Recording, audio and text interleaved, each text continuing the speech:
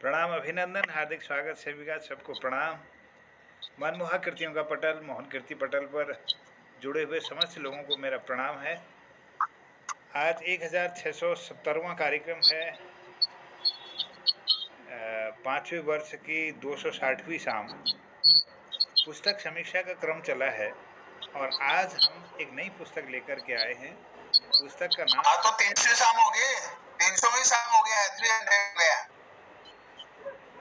पुस्तक समीक्षा के क्रम में संघर्ष नामक पुस्तक का आज समीक्षा का क्रम है और इसके कृतिकार हैं सुश्री माया गोस्वामी जी। इस पटल पर हैं, बहुत बहुत अभिनंदन माया जी का। और पटल पर आदरणीय डॉक्टर BS कालाकोटी जी हल्द्वानी से और चंपावत से डॉक्टर तिलक राज जोशी जी, चंपा जोशी जी जुड़ी हैं। बहुत बहुत प्रणाम, स्वागत। आज मैं इस पटल पर अपनी किताब की व्याख्या के लिए आमंत्रित करूंगा माया जी को। और हमारे पटल पर आदरणीय प्रकाशन तिवारी जी भी पहुंच गए। स्वागत, अभिनंदन। हल्द्वानी से आप अपना आशीर्वाद दे रहे हैं इस पटल को। माया गोस्वामी जी का जन्म 6 फरवरी 2004 को कपकोटी गांव गरुड़ बागेश्वर में माता श्रीमती गीता देवी जी और पिता श्री रमेश गिरी जी के घर में हुआ। और आप लगातार कविताओं का सृजन कर रही हैं, यह अच्छी बात है। और आपकी शिक्षा भी अनवरत जारी है। बहुत बहुत शुभकामनाएं आपको, बहुत बहुत मैं बधाई देता हूँ संघर्ष नामक पुस्तक के लिए। संघर्ष नामक पुस्तक में आपकी हिंदी कविताओं का प्रयोग हुआ है और इसमें कुल 103 कविताएं इनकी संकलित हैं। इसके बारे में विस्तार से हमारी माया गोस्वामी जी बताएंगी। बहुत बहुत अभिनंदन बेटा, स्वागत है आपका। प्रेमा भट्ट जी भी जुड़ गई, बहुत बहुत स्वागत, अभिनंदन। जय। बहुत बहुत धन्यवाद गुरुजी। पटल पर उपस्थित सभी को सादर प्रणाम करते हुए आज पुस्तक समीक्षा के लिए मुझे इस मंच पर बुलाया गया, आपका बहुत बहुत धन्यवाद। एक बार तो मोहन जोशी सर का मैं बहुत बहुत दिल की गहराई से आभार व्यक्त करती हूँ कि आज मुझे सौभाग्य प्राप्त हुआ कि अपनी पुस्तक की समीक्षा कर रही हूँ। तो मेरी एक पुस्तक मैंने लिखी थी जिसका विमोचन 27 जुलाई 2024 को हुआ था। संघर्ष के नाम से ये काव्य संग्रह मेरी संकलित हुई है।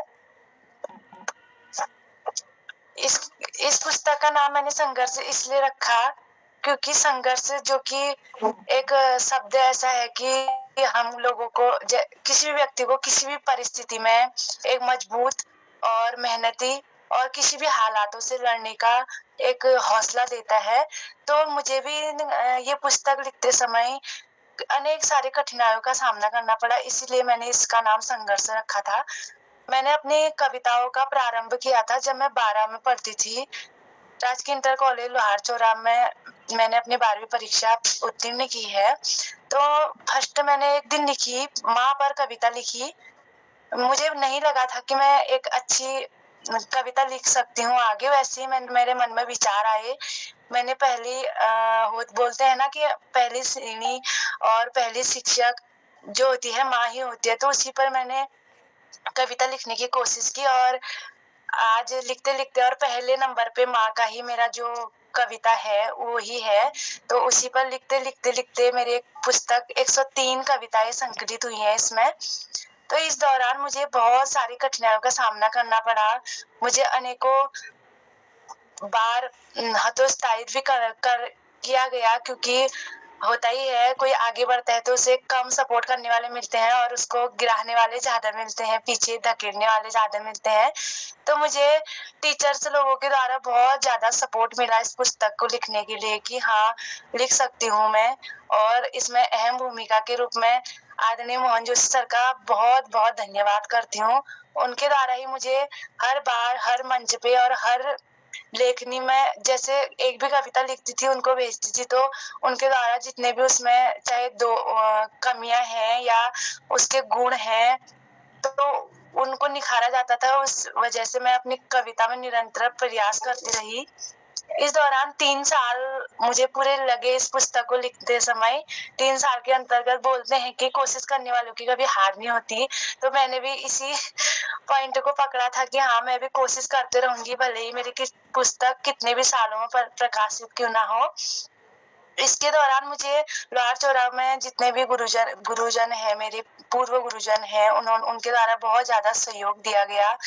रजनी मैम का मैं आभार व्यक्त करती हूँ। उनके द्वारा मुझे हर कदम पे सपोर्ट किया गया कि माया तू लिख, मैं तुम्हारे साथ हूँ। और हेम दुबे सर का भी मैं बहुत बहुत धन्यवाद करना चाहती हूँ। इसमें 103 कविताएं लिखी हैं, जिनका अलग अलग उद्देश्य। मैंने हर चीज पे कविता लिखी है, प्रकृति पे हो, चाहे वो दुख पे हो, चाहे चाहे भक्ति श्रद्धा पर हो, चाहे बेटियों पर हो, और अपनी संस्कृति पे हो। हर तरह तरह की कविताएं लिखी हैं। जैसे इसमें मैंने लिखी, एक तो है मेरे जिंदगी पर लिखी थी मैंने, और एक बेटियों को भी पढ़ने दो, यानी कि बेटियों के अधिकार पर भी लिखा था। और अपनी, जैसे कि जिंदगी एक सफर है, सभी को पता है एक दिन सभी को जाना है। तो ये जिंदगी हमारे लिए एक सफर है, जिसमें हम अनेक कर्म करते हैं और अपने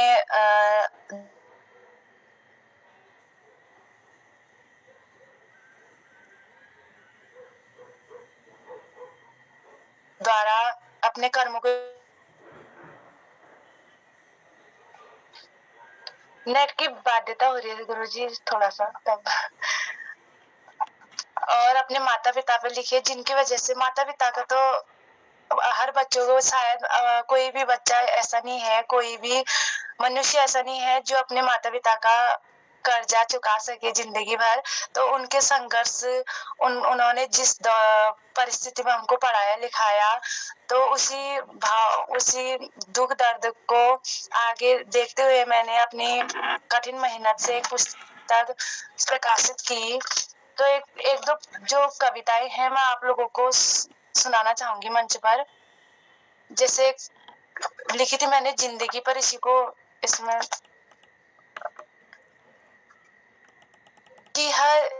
कि जो हर मौसम का दीदार कराती हो, जो हर सुख दुखों को बरसाती हो, हर लम्हा जो हमें सबक सिखाती हो, हर एक सबक से जो आगे बढ़ाती हो, वो पीड़ा का नाम है जिंदगी। भला बुरा क्या है इस संसार में, उसकी जो पहचान हमें कराती हो, समय समय पर किस्मत की लाठी से जो हम सबको नाचना सिखाती हो, वो कठपुतली का नाम है जिंदगी। कभी चुपके से मेट लेती है जिंदगी में, तो कभी खुद को दुखी करके खुद का पीड़ा एहसास कराती हो। कौन सफर में साथ है कौन नहीं, यही सफर का नाम है जिंदगी। बिना सवाल किए ही जो उत्तर देती हो हर सवाल का, हर हालातों से लड़ने का जो हौसला देती हो, हर पैगाम की ऐसे प्रश्नों का नाम है जिंदगी। आज यहाँ ठिकाना कल कहाँ है जाना, आज यहाँ ठिकाना कल कहाँ है जाना, ये शरीर है चंद पलों का, कल पंच तत्व में है मिल जाना। इसी परिभाषा का नाम है जिंदगी। तो ये पंक्तियां जो मैंने अभी दोहराई उसमें साफ साफ पता चल रहा है कि जिंदगी 2 दिन की है। उसके दौरान कभी दुख भी आते हैं, सुख भी आते हैं। तो हमें कभी भी सुख दुखों में अपने आप को ये नहीं समझना चाहिए कि आज दुख है कल सुख है। आज दुख है तो हमें घबराना नहीं चाहिए। हर कठिन परिस्थिति में अपने आप को कठोर और परिपक्व बनाना चाहिए। तो इसी के साथ अनेक सारे और कविताएं हैं मैंने, जैसे श्रद्धा भाव से जुड़ी हुई बस प्रभु का साथ, उसको भी एक रचना के तौर पर आप लोगों को सुनाना चाहूंगी। प्रभु का साथ, जो कि भगवान तो सबसे ऊपर है, उनकी कृपा के बिना हर मनुष्य अधूरा है। प्रातः वंदन मैं करूं, बस प्रभु सद्ज्ञान हमें देना। हर राह मैं करूं अच्छे कर्म, बस ऐसा तो वरदान देना। मन मन में बहता ऐसी प्रेम की धारा हो, अच्छे अच्छे कर्म करे ऐसा धर्म हमारा हो। तू ही कहता है प्रभु कि मीठा फल जो रस दे हमको, वो मेहनत से ही उगता है और मेहनत से ही चमकता है। जहाँ न कोई साथ हो मेरा, बस प्रभु वहाँ तू साथ रहना। पकड़ सकूं मैं हर मंजिल अपना, बस हमको अपना हाथ देना। जब राह में जाऊं कभी अकेला, जब रहे जाऊं मैं कभी अकेला, बस प्रभु तुम साथ रहना। मेरी किस्मत भले ही खराब हो, पर मेरे सर पर सदा तू हाथ रखना। है प्रभु अगर तेरा साथ हो, हर गम को मैं सह लूंगी। ये किस्मत तूने ही लिखा है, इसी आशा से मैं जी लूंगी। मेरे सर पर जब तेरा साथ हो तो मेरी कलम भी खुद उठती है। जब तक ना हो तेरी मर्जी तो ये कलम भी नहीं रुकती है। इस कविता के माध्यम से यह पता चल रहा है कि जैसे प्रभु अगर साथ है तो हम अपना, चाहे वो कितना भी मुश्किल काम क्यों ना हो, हम उस काम को किसी भी हालात में संपूर्ण कर ही देते हैं।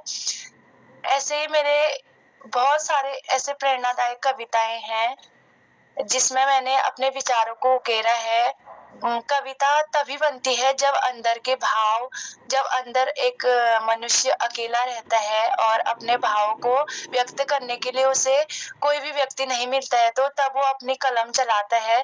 तब उस कलम के माध्यम से अपनी रचनाओं को समाज के सामने ले जाता है और उस रचनाओं के माध्यम से वो समाज में, उसका एक ही उद्देश्य होता है कि अपने रचनाओं के माध्यम से वह समाज को नई दिशा दे सके।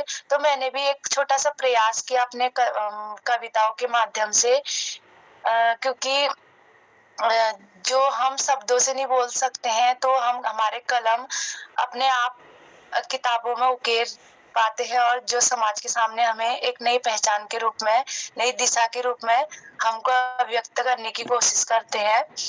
और जैसे इसमें मैंने अनेक सारी कविताएं और लिखी हैं। जिंदगी को खुद से बुनो, इरादा जीत का, एक दिन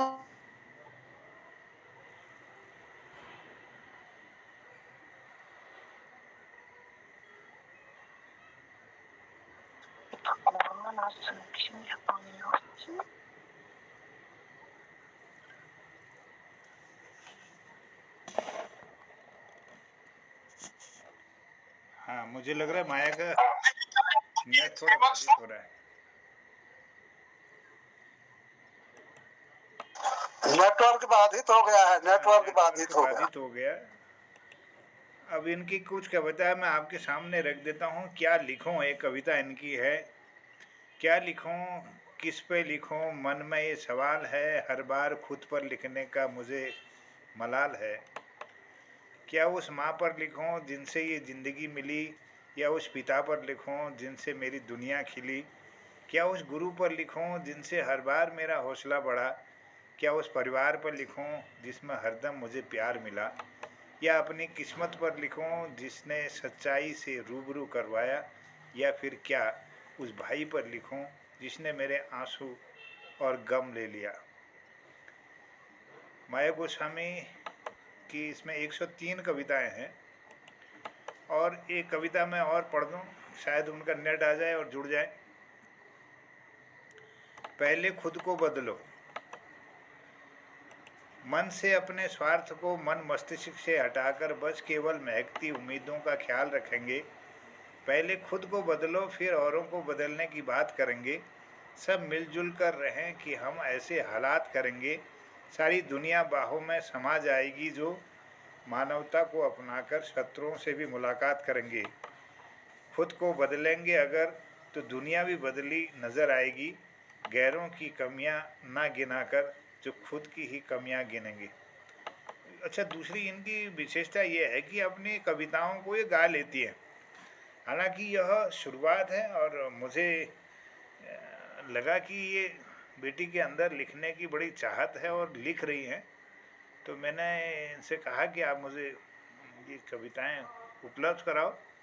और फिर मैंने उसे पुस्तकाकार रूप में करके इसको लोकार्पण करके दिया बिटिया को।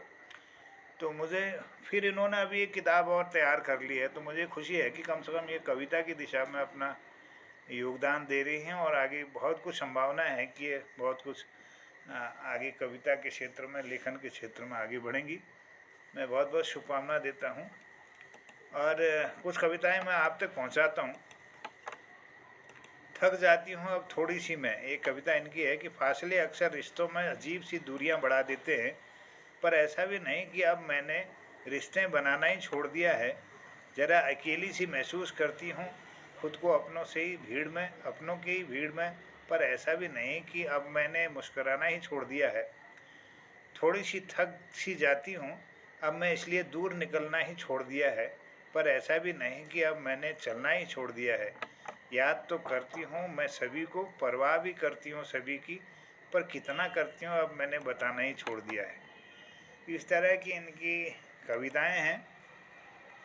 एक कविता और सुनिए, मैं अकेली सी तन्हाइयों में, ना कोई खुशी ना ही कोई गम है, ना कोई उल्लास ना ही उम्मीद है, ना कोई है मेरा ना कोई साथ है, यूं ही मैं अकेली सी तन्हाइयों में। और जख्म है हजारों सीने में, लेकिन कोई नहीं है मेरा जिसे मैं बता सकूं। मेरे दर्द से मैं खुद लड़ती हूँ, यूं ही मैं अकेली सी तन्हाइयों में। और जुनून है बड़ा कि कुछ करूं, पर है नहीं कोई साथ मेरा। बस चल रही हूँ ईश्वर के भरोसे, बस यूं ही मैं अकेली सी तन्हाइयों में। चली तो हूँ मैं हजारों महफिलों से, पर एक भी महफिल मेरा ना हो सका। बस हारी सी सहमी सी हो गई हूँ, यही मैं अकेली सी तन्हाइयों में। कुछ इस तरह से इन्होंने लिखा है। मेरे भगवान माता पिता एक शीर्षक से लिखती हैं, मेरी दौलत मेरे माँ बाप हैं, नहीं ज़रूरत मुझे धन दौलत की, है उनका हरदम साथ, तो इस दौलत पर मुझे गुरूर है। और ईश्वर के रूप में मुझे मिले हैं ये खुश नसीबी है मेरी, माता पिता के रूप में मुझे मिले ये इनायत है तेरी। देव मिले हैं धरती पर माता पिता के रूप में, प्रभु सलामत रखना उनको, चाहे कष्ट मुझे भरपूर मिले। कितना सहन किया है दर्द उन्होंने, रखा हरदम खुशहाल हमें। आज अगर वो कर्ज भूले हम, और लानत है हमें ज़िंदगी पर। और आरजू है मेरी प्रभु से कि मिले जन्मों जन्म यही, अगर ना मिले मुझे ये माँ बाप तो फिर ना मिले मुझे जीवन कभी। और फिर कुछ इस तरह की कविताएं भी इसमें हैं कि अरमान ऐसे कि आसमान छू जाऊं, एक कविता इसमें है। भटकती हुई मैं चली जब भी अपने पथ पर, ना मिला मुझे राह न कोई, ना मिला मुझे साथ ना कोई, चली हूँ अकेले मगर इस भीड़ में, अरमान ऐसे कि आसमान छू जाऊं। है मेरे मन में प्रीत अपनी मंजिल से यूं ही, जैसे बहता हो सरोवर में पानी। मन में हो ऐसी लगन जो बनाता हो खुशियाँ से परिपूर्ण जिंदगानी। बस अपना आशा की कोई नई किरण से, अरमान ऐसे कि आसमान छू जाऊं। है अंधेरी रात भी जीवन में, है दुखों की बरसात भी जीवन में, ना दिख रही कोई मंजिल ना ही दिख रहा कोई प्रकाश, बस फिर भी दिल में आशा है मेरी, अरमान ऐसे कि आसमान छू जाऊं। और ज़िंदगी के बारे में ये सब अपनी किताब में लिखती है कि ज़िंदगी एक इम्तिहान है, ऐसे शीर्षक से इनकी कविता है। आज है अगर अंधियारा तेरे जीवन में, तो कल प्रकाश रूपी दिया जरूर जलेगा तेरे जीवन में। माना अभी कष्ट से भरपूर है तेरा जीवन, पर है अभी आगे जीवन में खुशियों का दायरा। अपने पथ से न कभी भटकना, अपने कदमों से न कभी लड़खड़ाना, जिंदगी का बस यही सबक है तेरे लिए। अगर है आज दुखों का साया तुझ पर, लेकिन तूने उन्हीं दुखों को सबक मानकर है अपनी ज़िंदगी में खुशियों के लिए जलाना। माना ज़िंदगी तो इम्तिहान लेती है, पर इम्तिहान से ही तो ज़िंदगी चमकती है। आएगी तेरे जीवन में कई रुकावटें, पर उन्हीं रुकावटों से तूने अपनी ज़िंदगी जलते हुए प्रकाश रूपी दिए से चमकाना है। तो गद्यात्मक रूप से इस तरह की कविताएं भी इसमें हैं। और एक कविता आपके बीच में रखता हूँ, ये हवाएं तो चलती जाएं, ना रुकें बस चलती ही जाएं। मीठी मीठी सुरीली सी गीत बस हमको सुनाती जाएं। इन हवाओं में तुम भी गुनगुनाते जाओ, क्या पता फिर ये हवाएं आए ना आए। इन हवाओं में फूलों की खुशबू महकती, चलो हम भी फूलों में महकते जाएं। हवाएं बड़ी ही मधुर धुन में गाती, चलो हम भी इस धुन में गाते जाएं।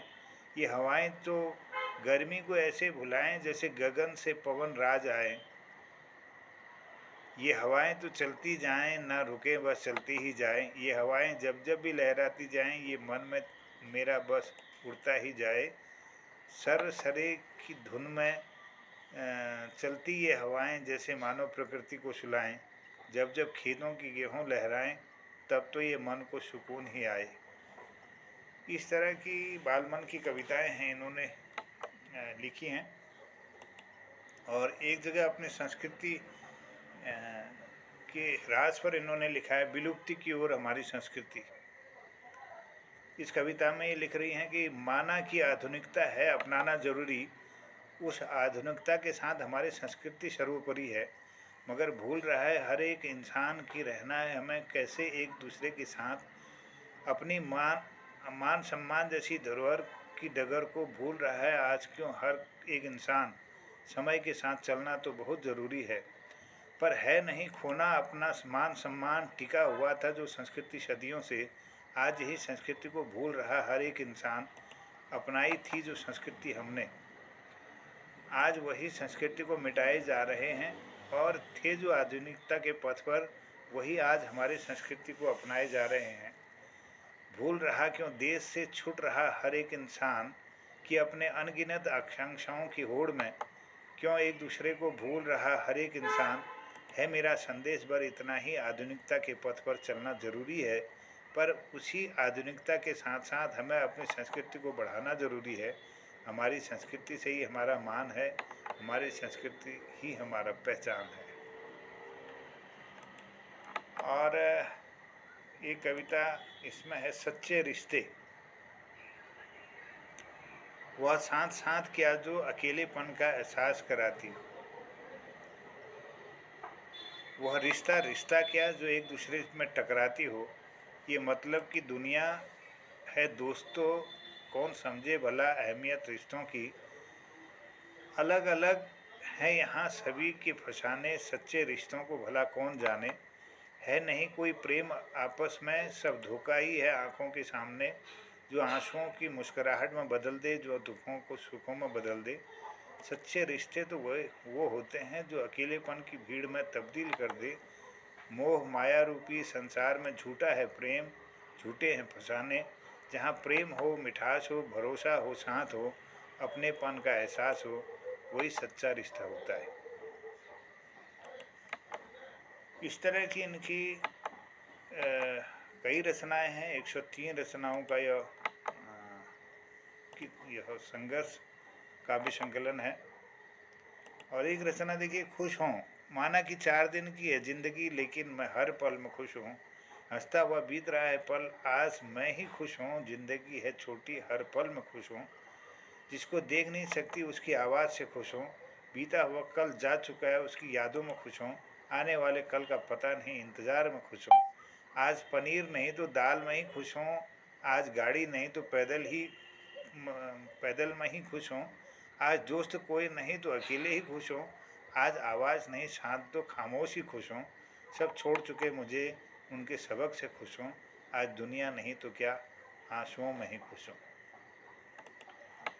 और हिंदी भाषा के बारे में इनकी रचना है। इसमें हिंदी हमारी शान है, सुंदर है, मनोरम है, मीठी है, विचारों की अभिव्यक्ति में निखारती है ये हिंदी। पढ़ने और पढ़ाने में सरल है, सुगम है, साहित्य का अथाह सागर है ये हिंदी। और यूँ तो देश में कई भाषाएं हैं, पर राष्ट्र के माथे की बिंदी है ये हिंदी।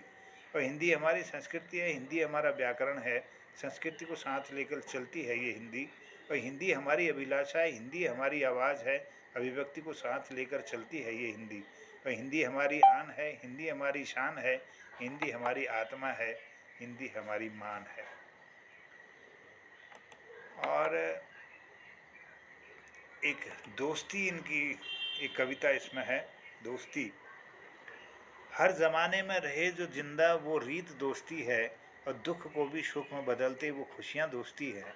दिल के हर दर्द पर हो महसूस वो एहसास दोस्ती है, और आंसू को कर दे जो मोती वो मुस्कान दोस्ती है। और भटकाव के हर मोड़ पर मिले जो राह दोस्ती है, हर नाकामी को जो हरा दे वो जीत दोस्ती है। बदल कर रख दे जो हर भूल वो काबू दोस्ती है। अंधेरों को जो कर दे रोशन वो दीप दोस्ती है। लड़खड़ाते कदमों को संभाले वो हाथ दोस्ती है। अंगारों को बना दे वो फूल वो जादू दोस्ती है। और इसके साथ ही ये अगली कविता में लिखती हैं, स्वयं पर कुछ पंक्तियाँ इनकी हैं। मैं कभी खुश तो कभी बहुत दुखी हूँ, कभी सहमी सी तो कभी चंचल हूँ, कभी दूसरों की परवाह करने वाली तो कभी खुद से लापरवाह हूँ। दिल को बहला लेती हूँ सदा ही खुदा की देन से तो कभी मन को बहका लेती हूँ प्रेम से। कभी बह जाती हूँ प्रेम रूपी सागर से, तो कभी उस सागर से दुखों को समेट लेती। चंद पलों में कर देती हूँ भरोसा लोगों पर, तो कभी उसी भरोसे पर पछतावा करती हूँ। हरदम कुछ अच्छाइयों को बांटना चाहती हूँ, तो कभी उन अच्छाइयों से बुरी बन जाती हूँ। कभी करती हूँ खुदा से शिकायत, तो कभी खुदा का करती आभार हूँ। कभी बन जाती अपनों की लाडली, तो कभी अपनों से जख्मों को भरती हूँ। कभी मैं अनजान इस दुनिया से, तो कभी सब कुछ जन जाती हूँ इस भ्रम से। है नहीं मेरा कोई दस्तूर इस जीवन से, क्योंकि मैं खुद से खुद की मारी हूँ। इस तरह से कुछ इनके भाव हैं। और कर्मों का खेल एक इनकी कविता है। भला तू करेगा तो भला तेरा भी होगा, बुरा तू सोचेगा तो बुरा तेरा भी होगा। ये जीवन तो नहीं मृत सा, बस कर्मों का खेल है। जो चलता पाप के रास्ते में उसके लिए तो महल भी जेल है। आया है इस दुनिया में तो रोशनी का चिराग लेकर जाना पड़ेगा।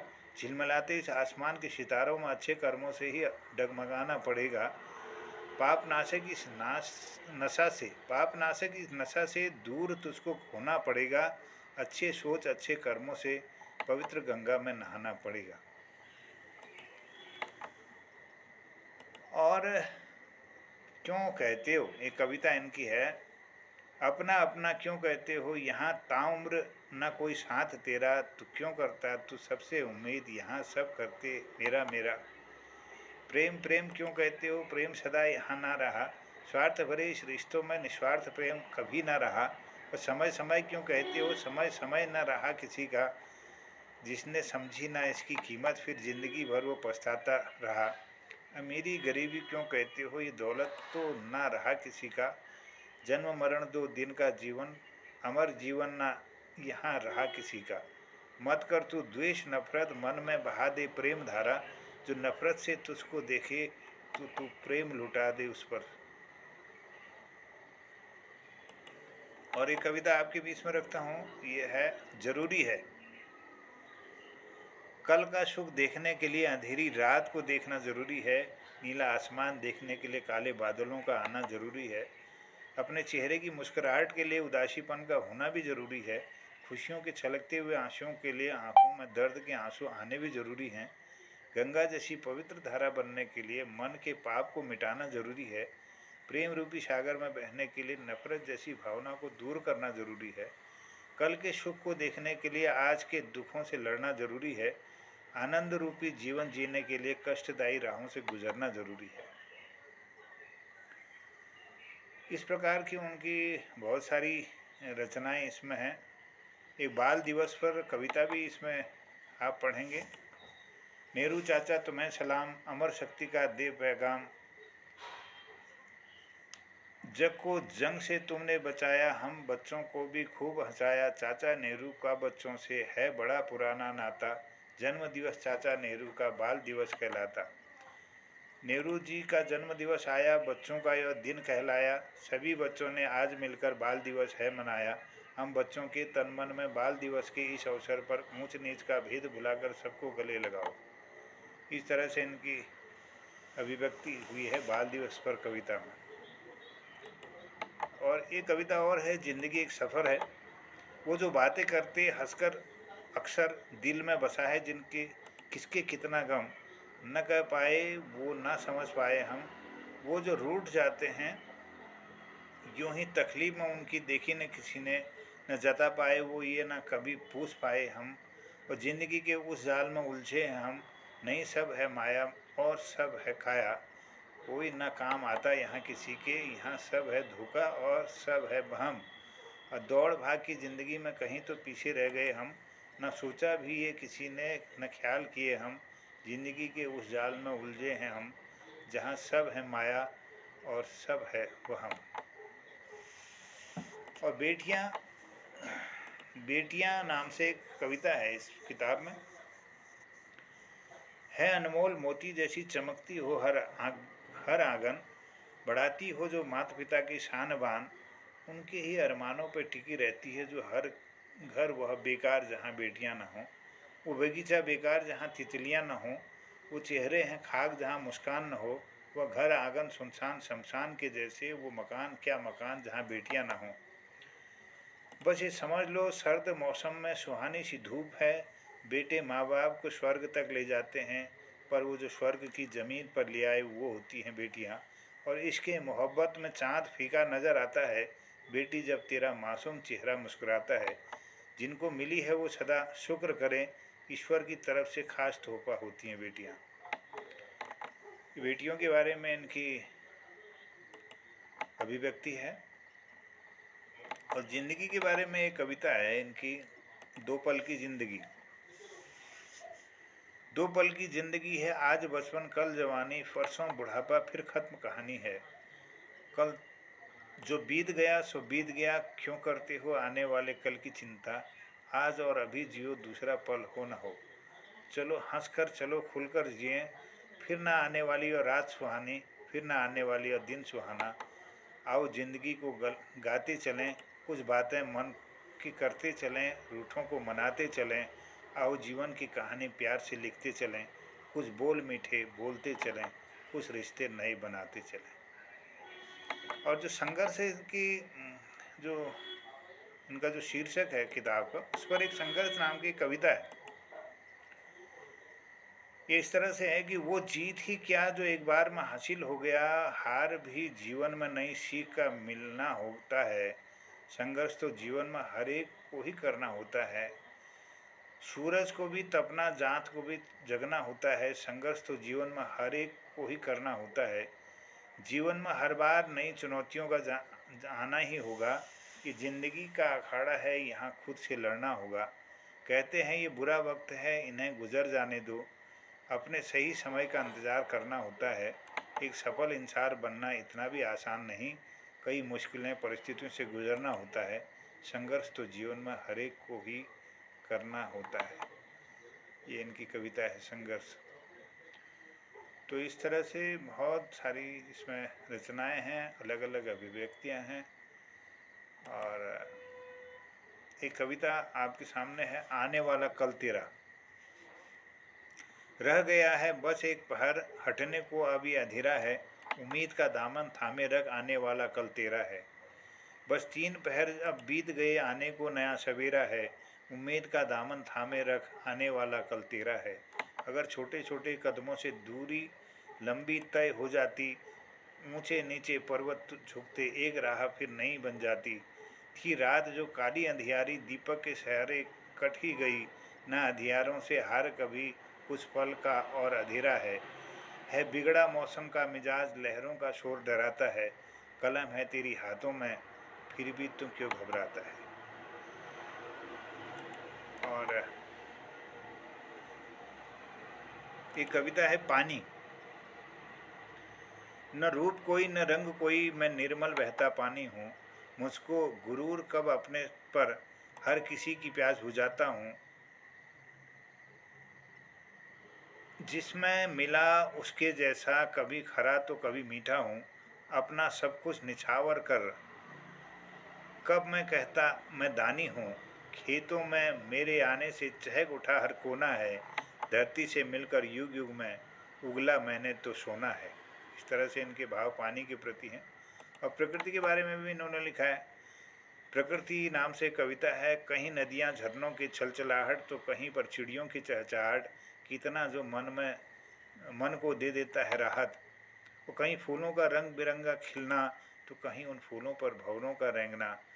वो सुकून देने वाली पेड़ों की ठंडी हवा मानो जैसे कि दे रही जीवन को एक नई चेतना, और मन को मनमोहक करने वाली ये प्रकृति की खूबसूरत हरियाली। मन करता है मानो डूबी रहे, मन करता है मानो डूबी रहे इन नदियों झरनों से, क्योंकि इस प्रकृति की हरियाली में ही है सबकी खुशहाली। और मंद मंद ये नदियों का बहना मानो लगता है जैसे अपनी ओर खींचता, या आकस्मिक वर्षा का आना मानो जैसे कोई कृषक सींचता हो खेतों को। और रूप है प्रकृति तेरा, कितना सुकून है तुझमें, डाल डाल पर कलियां खिली हैं और झूले हैं लताएं की बेल लंबी कतार से तुझमें।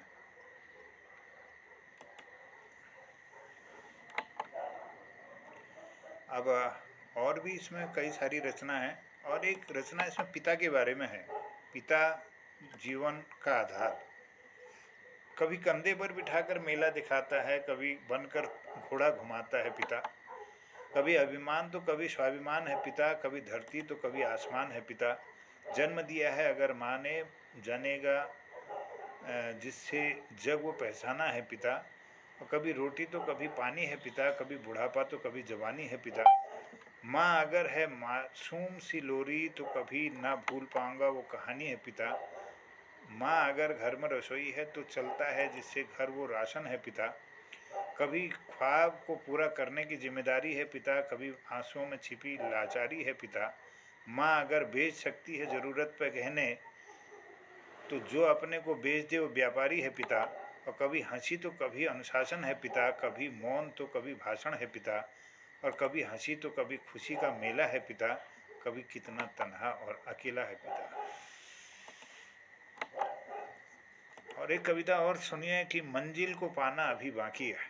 चल रही है मंजिल के सफ़र में, मंजिल को पाना अभी बाकी है। कर लेने दो लोगों को चर्चे मेरी हार के, कामयाबी का शोर बचाना अभी बाकी है। तो गुजर रही है ज़िंदगी पर जीना अभी बाकी है। जिन हालातों ने पटका है ज़मीन पर, उन्हें सोच उठकर जवाब देना अभी बाकी है। वक्त को करने दो अपनी मनमानी, मेरा वक्त आना अभी बाकी है। कर रहे हो सवाल मुझे जो बेदम समझकर, उन सब को जवाब देना अभी बाकी है। निभा रहा है अपना किरदार ज़िंदगी के मंच पर, पर्दा गिरते ही तालियां बजना अभी बाकी है। कुछ नहीं गया हाथ से अभी भी, बहुत कुछ पाना अभी बाकी है।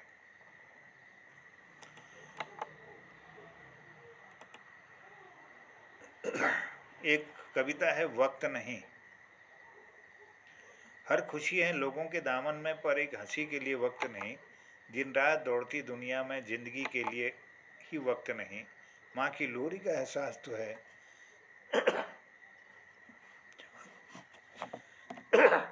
क्षमा करें। माँ की लोरी का एहसास तो है, पर माँ को माँ कहने का वक्त नहीं। सारे रिश्तों को तो हम मार चुके, अब उन्हें दफनाने का भी वक्त नहीं। सारे नाम मोबाइल में हैं, पर दोस्ती के लिए वक्त नहीं। गैरों की क्या बात करें जब अपनों के लिए ही वक्त नहीं। आंखों में है जिद बड़ी पर करने का वक्त नहीं। दिल है गमों से भरा हुआ पर रोने का भी वक्त नहीं। पैसों की होड़ में ऐसे दौड़े कि थकने का भी वक्त नहीं। पराए एहसासों की क्या कद्र करें जब अपने ही सपनों के लिए वक्त नहीं।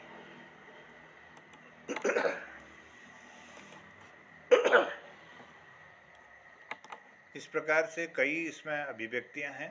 अब मुझे लगता है कि समय नहीं है। एक रचना चलिए और रखता हूँ, लोग हैं, ये कविता है। तू रख भरोसा खुद पर, भरोसा तोड़ने के लिए लोग हैं। तू अपनी खुशियाँ ढूंढ, कमियाँ निकालने के लिए लोग हैं।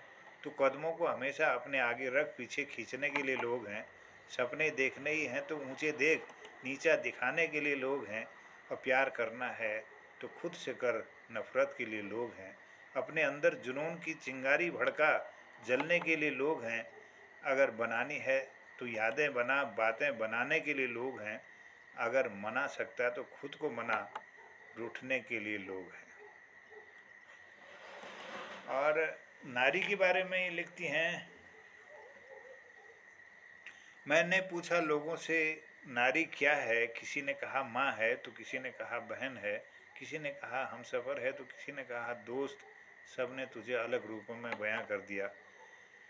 अब मैं क्या तेरे बारे में कहूँ। तू ममता की मूरत है जो अंधकार की प्रकाश बनाती। तू रोशनी की मिसाल है जो जगमगा देती है संसार को।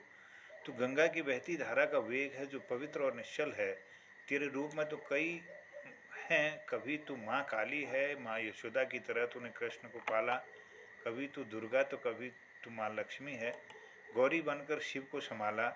तू हर आंगन की तुलसी है, तू ही सबका मान है, तू ही सबका सम्मान है। नवरात्रों में तू 9 रूपों में पूजी जाती है, लेकिन तेरे 9 नहीं, तेरे तो अनेक रूप हैं। ए नारी तुझे मेरा सत सत नमन है, सत सत नमन है। माया जी मुझे लगता है कि जुड़ गई हैं। आपका अगर नेट काम कर रहा हो तो आप अपनी बात रखेंगे। माया जी, मेरी आवाज़ सुन पा रही?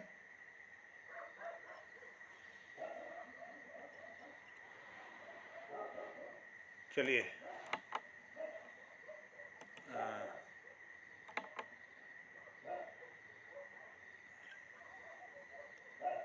एक रचना और है, हौसला रख। ये अंतिम अभिव्यक्ति के बाद मैं आप सबके इस पर कुछ टिप्पणी चाहूँगा। हौसला रख, मंजिल अभी बाकी है, उड़ना है मुझे एक दिन, सब अभी बाकी है। मेहनत से कभी ना डर, समय अभी बाकी है। हौसले रख बुलंद, सार अभी बाकी है। भरोसा रख अपने सपनों से, रफ्तार अभी बाकी है। झिझकना मत कभी अपने कदमों से, चलना अभी बाकी है। भरोसा रख खुद पर, दुनिया जीतना अभी बाकी है। अंधकार के ये फसाने से प्रकाश जलाना अभी बाकी है। आगे बढ़ने से कभी ना डर, प्रयास अभी बाकी है। हौसला रख, मंजिल अभी बाकी है, मंजिल अभी बाकी है। तो इस तरह से बहुत कुछ लिखना अभी माया जी को बाकी है और हमें सुनना भी बाकी है। और समीक्षा का यह दौर जारी है। हमारे इस पटल पर आदरणीय डॉक्टर तिलक राज जोशी जी, आदरणीय दीदी चंपा जी, बहुत बहुत प्रणाम, स्वागत। खिलानंद जी जुड़े हैं उत्तरकाशी से, बहुत बहुत अभिनंदन। बासोट विज्ञासन से आदरणीय कृपाल शीला जी, गरुड़ बागेश्वर से आदरणीय प्रेमा भट्ट जी, आदरणीय आशा बुटोला जी, और यहाँ अल्मोड़ा से डॉक्टर निर्मल कुमार पंत जी, और द्वारहाट से जुड़े हैं डॉक्टर हेम दुबे उत्तर साहब, और जालंधर से ललित तिवारी जी, और माया स्वयं उपस्थित हैं पटल पर हमारे लोहार चौरा गरुड़ से। चलिए, नेट की थोड़ा बाध्यता रही तो माया इससे अपनी बात नहीं रख पाई, लेकिन उनकी आंशिक रूप से हमने कुछ कविताएं सुनी और उनकी बात भी सुनी। मैं धन्यवाद करता हूं उनके उपस्थिति के लिए इस पटल पर। सभी की उपस्थिति को नमन करता हूं और अपनी अपनी बात रखेंगे, क्योंकि माया की कविताओं में अभी, क्योंकि यह अभी अध्ययन भी कर रही हैं और इस अध्ययन के दौर पर एक बाल मन में जो कविताएं उनके अंदर आई हैं वो किसी भी रूप में हो, वो हम सबको स्वीकार करनी चाहिए और धीरे धीरे परिष्कृत हो जाएंगी। जब साहित्य जितना पढ़ेंगे उतनी उसकी पकड़ बनेगी, उतनी समझ बनेगी। मैं बहुत बहुत शुभकामनाएं देता हूँ, बधाई देता हूँ माया जी को, और आप सबका अभिनंदन करता हूँ, स्वागत करता हूँ। और अपनी बात रखने के लिए मैं सबसे पहले डॉक्टर तिलक राज जी को आमंत्रित करता हूँ। उसके बाद सभी लोग अपनी अपनी बात रखेंगे, माया की कविताओं पर कुछ न कुछ बोलेंगे। स्वागत, बहुत बहुत अभिनंदन। धन्यवाद जोशी जी। इस पटल पर उपस्थित समस्त विद्वत समाज को हम दोनों का सादर प्रणाम। आज हमारी बेटी माया गोस्वामी की कविता संग्रह संघर्ष का उनके ही वाणी द्वारा, उनके ही मुखारबिंदु से समीक्षा होनी थी और उन्होंने बस कुछ इसमें कहा, लेकिन जरा नेट बाधित हो जाने से हम उन्हें पूरा नहीं सुन सके। लेकिन जो भी उन्होंने कहा और उसके बाद जो भी हमारे मोहन जोशी जी ने उनकी कविताएं सुनाई, उसके आधार पर मैं यही कहूंगा कि माया गोस्वामी जी की कविता में बहुत अधिक संभावना है और अभी वे छोटी बालिका ही हैं, तो इसलिए उनकी कविता में भाव बहुत अधिक है, भाव की गहराई अधिक है और कोमलता, भाव की कोमलता अधिक है।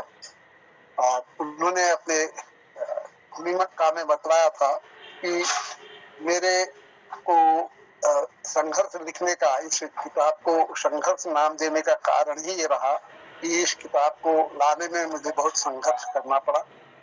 यह संघर्ष थोड़ा सा उन्हें जो हतोत्साहित किया गया कुछ लोगों द्वारा, वह उसको भी उन्होंने झेला, लेकिन हतोत्साह के साथ साथ उन्हें प्रोत्साहन भी मिला। प्रोत्साहन में उन्होंने अपने अध्यापकों को श्रेय दिया है। अध्यापकों का बहुत अधिक उन्हें सहयोग मिला और हमें बड़ी खुशी हुई, बड़ी प्रसन्नता हुई कि हमारे पटल के महानायक मोहन जोशी जी की उस पर विशेष अनुकंपा रही और विशेष उनका सहयोग रहा, जैसा उन्होंने अपने वक्तव्य में इस बात को स्वीकार किया।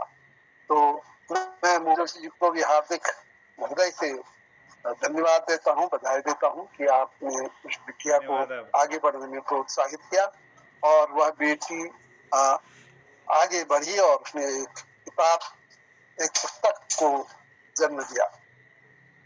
तो अपनी कविताओं में उन्होंने बतलाया था कि मैंने अपनी कविताओं में बहुत विषय लिए हैं, हर विषय छुआ है। अपने बेटी और लड़कियों के लिए भी लिखा है, अपनी माँ के लिए भी लिखा है, प्रभु के लिए भी लिखा है और सामाजिक विकृतियों के लिए भी लिखा है और सामाजिक जो अच्छाइयां हैं उनके लिए भी लिखा है। विशेषकर सभ्यता और संस्कृति के विषय में भी उन्होंने अपनी कलम चलाई है, ऐसा उन्होंने बताया था। तो इसके साथ ही जो कविताएं हमें उन्होंने सुनाया, उसमें से एक कविता उन्होंने कहा जिंदगी क्या है। इस कविता को जब मैंने सुना उनके मुख से तो बहुत ही बढ़िया लगा। ये कविता यथार्थ जीवन से संबंधित है और उसमें सुख दुख का मिश्रण है जिंदगी में और जन्म मृत्यु का यह खेल है, इस तरह की भावाभिव्यक्ति की है। तो ये जिंदगी क्या है उनकी दार्शनिक कविता है और बहुत उच्च स्तर की है।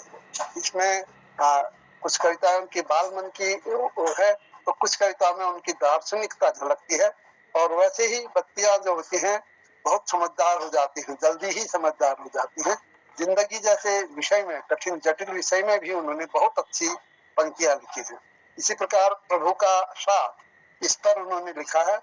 तो प्रातः बंदन मैं करूं बस ज्ञान हमें देना, इस तरह से उन्होंने शुरुआत किया था। प्रातः बंदन मैं करूं बस ज्ञान हमें देना माँ करके। तो उसमें उन्होंने अत्यंत भावपूर्ण ढंग से भक्तिपूर्ण कविता कही है और ईश्वर की अनुकंपा ही से सब कुछ संभव है उनका कहना था। ये दो कविताएं उन्होंने अपनी ओर से सुनाई और इसके बाद नेटवर्क बाधित होने से शेष कविताएं हमारे जोशी जी ने सुनाई थी उनकी।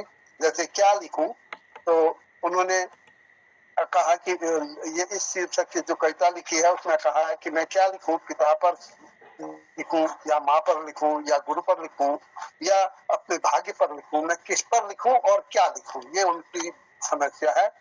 तो ये उनके ये इस तरह का प्रश्न आना स्वाभाविक है। इस उम्र में बच्चे के छोटे से उम्र में इस तरह के प्रश्न आना बहुत स्वाभाविक है। और इतना होते हुए भी इसमें बहुत सी बातें उन्होंने कह दी हैं कि मैं मतलब इन सब विषयों में वो लिखना चाहती हैं। इसके अलावा उन्होंने नारी के अनेक रूप बतलाए। नारी को कहा कि तू ही तीनों रूप, तीनों नव दुर्गा के रूप में तू ही हमेशा रहती है, और वैसे भी शक्ति के रूप में, ज्ञान के रूप में और पालनकर्ता के रूप में तू ही है। त्रिदेवी और नव देवी के रूप में उनका वर्णन उन्होंने किया है। और एक वाक्य उन्होंने एक कविता जो सुनाई उसमें एक कविता की ये वो बहुत ही बढ़िया लगा मुझे कि पहले खुद बदलो फिर औरों को बदलने की कोशिश करो। इतनी बड़ी बात आपने कही है, बहुत बड़ी बात कही है। ये पहले खुद बदलो फिर औरों को बदलने की बात करो। ये हमारे एक हमारे दर्शन का ही ये बहुत बड़ा भाग है। इसको आगे बढ़ाने में हरिद्वार में एक संस्था है, उन्होंने भी यही वाक्य बहुत कहा। मैं उस संस्था का नाम भूल रहा हूँ कि पहले खुद बदलो फिर समाज को बदलोगे, जब हम बदलेंगे तब समाज बदलेगा। तो इसके बाद आपने कहा था एक मैं अकेली हूँ, तो यह अकेली मैं फिर भी जुनून है उन्हें कि कुछ कर डालूं। अकेली होते हुए भी ऐसा जुनून है उनमें कि कुछ कर डालूं। बहुत अच्छी कविता ये लगी। और माता पिता के लिए ईश्वर रूप है ये भावना जो व्यक्त की, ये भी बहुत अच्छा लगा। और एक है अरमान वाली कविता उनकी कि उनके अरमान ऐसी है कि आसमान को छू जाऊं, तो ये भी बहुत ऊंची कविता है, बहुत आशावादी कविता है। और हवाएं करके एक शीर्षक कविता है, इसमें हवाएं चलती जाए न रुके बस चलती जाए, इस तरह से उन्होंने कहा। इन्होंने गतिशीलता, जीवन की गतिशील पर इसमें उन्होंने कहा है कि हमें चलते रहना, चरेवेति चलते रहो, इसकी प्रतिध्वनि होती है इनकी इस कविता में। और इसके अलावा सच्चा रिश्ता क्या है, इस पर भी उन्होंने अपनी कलम चलाई है कि जहाँ प्रेम हो, विश्वास हो, साथ निभाने का जुनून हो और एक दूसरे से मिलन की प्रसन्नता हो, वही सच्चा प्रेम है।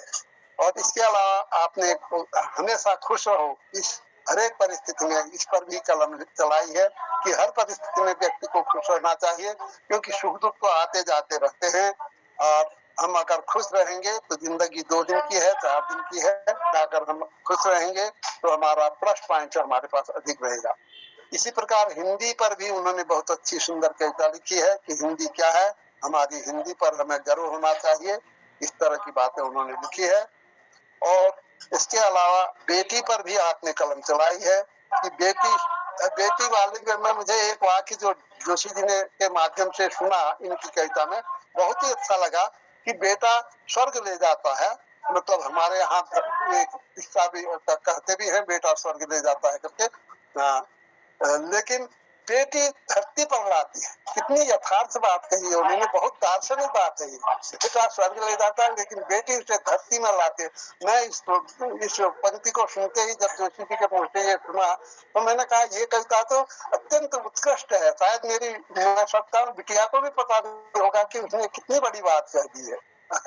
तो कभी कभी जो होता है वो जहाँ न पहुंचे रवि वहां पहुंचे कवि कहते हैं। तो यही बात होती है। उस बिटिया से भी पूछा जाए तो शायद उसको पता नहीं चलेगा कि इतनी बड़ी बात उसने कैसे कह दी। जहाँ बेटा स्वर्ग ले जाता है लेकिन बेटी धरती में लाती है, यानी वो वास्तविक धरातल में बेटी ही सब कुछ होती है माँ बाप से। तो इतनी बड़ी बात वो कह गई है। तो इस तरह से हमने जो कविताएं सुनी आपके माध्यम से, बहुत बढ़िया कविताएं सुनी। अनेक कविता, पानी पर भी इसने एक लिखा है। पानी की भी क्या बात है, न रूप है न रंग है, जिसने मिला दो उस जैसा हो जाता है पानी। और उसका आकार भी जिसमें मिला है उसमें जैसा हो जाता है। तो इसके माध्यम से उन्होंने जीवन के यथार्थ को बतलाया है कि पानी की तरह से होना चाहिए कि जिस हरेक के भावना के मनोभावना के अनुसार वह वैसा ही रूप धारण कर ले।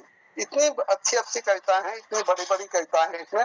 तो मैं ये कहूंगा कि इस बेटी की कविता में बाल मन का तो बात है, बाल मन वाला तो है ही, लेकिन साथ ही साथ जाने अनजाने वे बहुत ऊंची दार्शनिक बात भी कह जा रही है।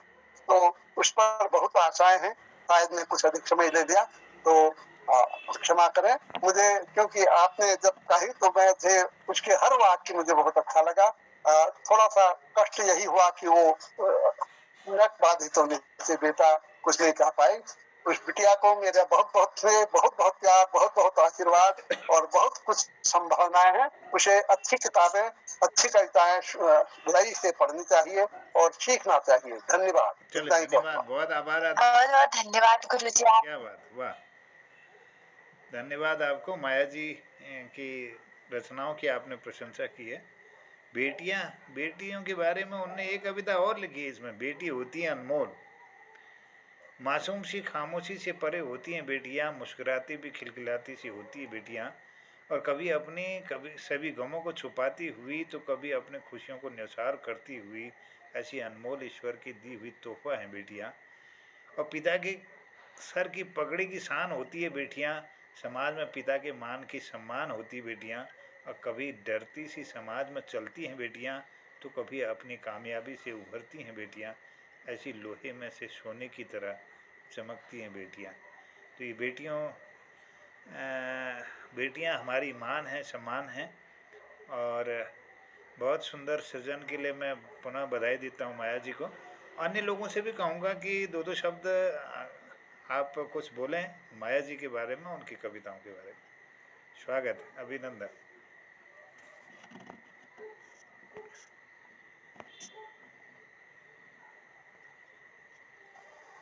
गुरुजी नमस्कार, सभी को मंच पर मेरा नमस्कार जी। मुझे कल मैं जुड़ नहीं पाई, उसके लिए मुझे खेद है, लेकिन आज मैंने कहा तो मैं सुनी माया जी की कविताएं। माया जी आपको बहुत बहुत बधाई, और इतने सुंदर आप कविताएं लिखती हैं। कई मंचों पर हम आमने सामने भी रूबरू हुए हैं, तो ये लिखने के साथ साथ बहुत अच्छा गाती भी हैं। हमने तो इन्हें सुना है, बहुत इनकी मीठी आवाज है। और जो इनकी जो कविताएं आज इन्होंने जो अपने काव्य संग्रह का जो समीक्षा की है, उसके लिए उसमें जो मुझे जो इन्होंने लिखा है बहुत सुंदर लिखा है। और जीवन में हमारे जितने संबंध हैं, सभी संबंधों के बारे में जो इन्होंने लिखा है। माता पिता पे जो कविता लिखी है, बहुत सुंदर कविता। उसके शब्द जो है कि माँ घर का चूल्हा है तो पिता उस चूल्हे में बनने वाले राशन के समान। मैं नोट तो नहीं कर पाई, लेकिन कुछ इस तरह के जो शब्द मैंने जितने सुने, जितने मुझे याद है, बहुत सुंदर। और जो प्रभु की स्तुति इन्होंने जो सबसे पहले की, बहुत अच्छी लगी कि। और दूसरा, जैसा इन्होंने अपनी इसको नाम दिया है किताब को, संघर्ष, तो जीवन में ज्यादातर कविताएं जो मैंने सुनी या जिनको मैं याद रख पाई, वो सब जिंदगी से जुड़ी हुई कविताएं इनकी मेरे को काफी अच्छी लगी, जिनमें इन्होंने जिंदगी में आने वाले संघर्षों, परिस्थितियों और हर परिस्थिति में किस तरह से हमें उनका सामना करना चाहिए, किस प्रकार से उन परिस्थितियों में हम डट कर खड़े रहें तो हर परिस्थिति में हम लोग आसानी से निकल सकते हो उन परिस्थितियों से। और जब हमें परिस्थितियां अच्छी हो, अनुकूल हो, जब हम खुश हों तो उन्हें हमें स्वीकार करना चाहिए, सहर्ष। और जब दुख या परेशानियां आती हैं जिंदगी में तो उनका भी डटकर सामना करना चाहिए। ये कुछ कविताएं इनकी ऐसी थी जिसमें इन्होंने कुछ ऐसा लिखा है कि दुख के बाद सुख जरूर आता है। और बाकी जो कविताएं पिता पर जो लिखी थी बहुत अच्छी, बेटियों पर जो कविता लिखी है, माँ पर कविता लिखी है, तो सभी कविताएं बहुत अच्छी, सुनने में कर्णप्रिय है। और माया जी की आवाज में तो सुनने में और भी अच्छी लगती हैं वो, क्योंकि वो बहुत अच्छा गाती हैं। तो सभी कविताएं मैं कहूंगी ये किताब जो है एक प्रेरणादायी कह सकते हैं हम, क्योंकि कहीं ना कहीं कुछ ना कुछ प्रत्येक कविता से एक हमें प्रेरणा मिलती है और जीवन में जीने के लिए एक नई आशा हमें दिखाई देती है कि किस प्रकार हम जीवन में आगे बढ़ प्रकार हम जिए। और बस ज्यादा आपका समय ना लेकर इतना ही आप लोगों से कहना चाहती हूँ और माया जी को बहुत बहुत शुभकामनाएं देती हूँ और आपकी जो नई किताब आ रही है उसके लिए भी आपको बहुत बहुत शुभकामनाएं। आपका जीवन सुखमय हो, आपकी लेखनी इसी प्रकार चलती रहे और आप और भी अच्छा और समृद्ध लिखे और हिंदी साहित्य को इसी प्रकार आगे बढ़ाएं। और जोशी जी को तो मैं बहुत बहुत आभार, हमेशा वो तो मेरे प्रेरणा स्रोत रहे हैं, प्रेरणा स्रोत हैं, उन्हीं के मार्गदर्शन से और उन्हीं को फॉलो करते हुए, उनका अनुकरण करते हुए हम भी आज कुछ बोल पा रहे हैं। तो ये सब उन्हीं का आशीर्वाद है और उन्हीं का मार्गदर्शन है। बहुत बहुत धन्यवाद। बस माया, आपको बहुत बहुत शुभकामनाएं। धन्यवाद, बहुत बहुत धन्यवाद मैम। हाँ, बहुत आभार आदरणीय, धन्यवाद। बहुत धन्यवाद आपको और सुंदर समीक्षा के लिए। और आपसे भी निवेदन होगा कि जब भी फुर्सत हो इस पटल पर अपनी किताब के बारे में कुछ हम सबको बताएंगी। और प्रेमा भट्ट जी भी जुड़े, मेरा अनुरोध है जब भी समय हो तो ऐसा बताएं। ठीक है, थैंक यू। बहुत बहुत धन्यवाद। मैं तो विशेष क्या कह सकता हूँ, दो शब्द कहना उचित ही समझता हूँ कि माया जी की जो है ये चिंतन है, गहरा चिंतन है। आपकी जो कुछ रचनाओं को मैं सुन पाया, उनके शीर्षक तो मैं नहीं सविस्तार नहीं बता सकता हूँ, लेकिन ये है कि उनका चिंतन ये जरूर साक्ष्य देता है कि उनकी सोच बहुत गहरी है और ज्ञान तो है ही। जो भी उन्होंने अपनी कविताओं में हर विषय को छुआ है और उसको उकेरा है कविता के रूप में, वो ये सराहनीय है। और उनकी बुद्धि का और उनकी सोच का ये जो दर्शन है जो हमें सुन पाया है, ये बहुत सराहनीय है। मैं उनका धन्यवाद करता हूँ। आज मुझे उनसे पहला ही समझो आप किस पटल पर साक्षात्कार हुआ है। धन्यवाद, बहुत बहुत धन्यवाद। बहुत बहुत धन्यवाद। धन्यवाद गुरुजी। आशीर्वाद मिलता रहे। बहुत आभार, बहुत सुंदर वचनों के लिए जी। स्वागत। जी, माया गोस्वामी जी द्वारा जो ये जीवन संघर्ष पर जो ये काव्य संग्रह जो है उसमें से आज उनके द्वारा जो अपनी काव्य प्रस्तुतियां यहाँ पर रखी गई और नेट के व्यवधान के कारण आदरणीय मोहन चंद जोशी जी द्वारा उनकी रचनाओं को जो है यहाँ पर जो है वाचन किया गया। तो जो जितनी भी रचनाएं सुनी, जितनी भी कविताएं सुनी, उन सब में जो मुझे दिखा वो एक हकीकत और ये हम अपने आस पास परिवेश में जो देखते हैं वो सारे अनुभव इन रचनाओं में जुड़े हुए थे और एक यथार्थ पूर्ण ये रचनाएं और सीख देती हुई भी ये रचनाएं जो है, बहुत सी रचनाएं ऐसी थी जो एक सीख देने वाली रचनाएं थी। तो बहुत बहुत धन्यवाद आपकी रचना धर्मिता को और आशा है और अच्छा आप साहित्य के क्षेत्र में करेंगे और रचनाएं जो भी हों, चाहे वो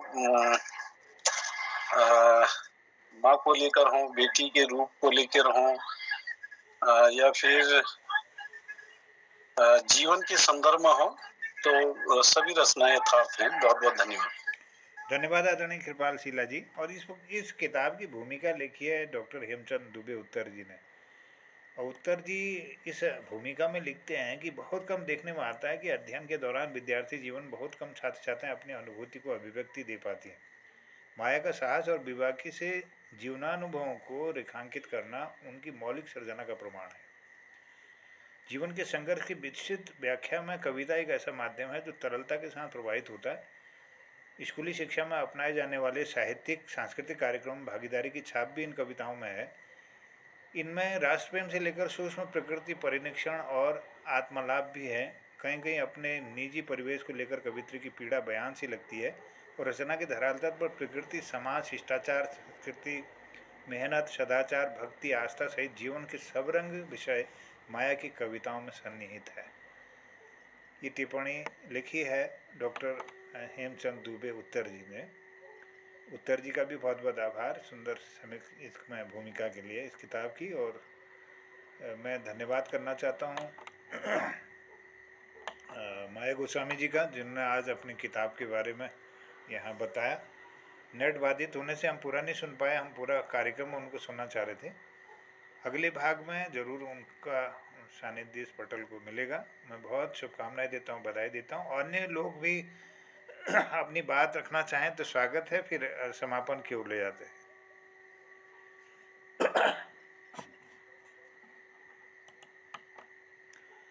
चलिए, मैं धन्यवाद करता हूँ और आप सभी से अनुरोध है कि आप अपने जब सुविधा हो अपनी किताब के बारे में बताएं कि वो कब समीक्षा हो सकती है, और इस पटल पर मिलते हैं, अगले किताब के बारे में जानेंगे। सबका आभार व्यक्त करता हूँ। डॉक्टर तिलक राज जी का सुंदर समीक्षा के लिए, खिलानंद विजयनाथ जी का बहुत आभार, कृपाल शीला जी का, आशा बुटोला जी का, और ललित जी का पटल पर जुड़ने के लिए प्रेमा भट्ट जी का आभार। पुनः माया जी को बहुत शुभकामनाएं बेटा, बहुत बधाई आपको। इसी तरह से आप बहुत बहुत धन्यवाद गुरुजी, आपकी वजह से आज यहाँ तक हूँ और आगे भी चाहती हूँ कि सभी का सहयोग इसी तरह मिलते रहे। बहुत बहुत और अच्छा प्रयास करूंगी। जय हो। चलिए ठीक है, फिर हाँ इजाजत चाहता हूँ, कहता हूँ शुभ रात्रि, प्रणाम, जय हिंद, जय उत्तराखंड, सबको प्रणाम, जय हिंद।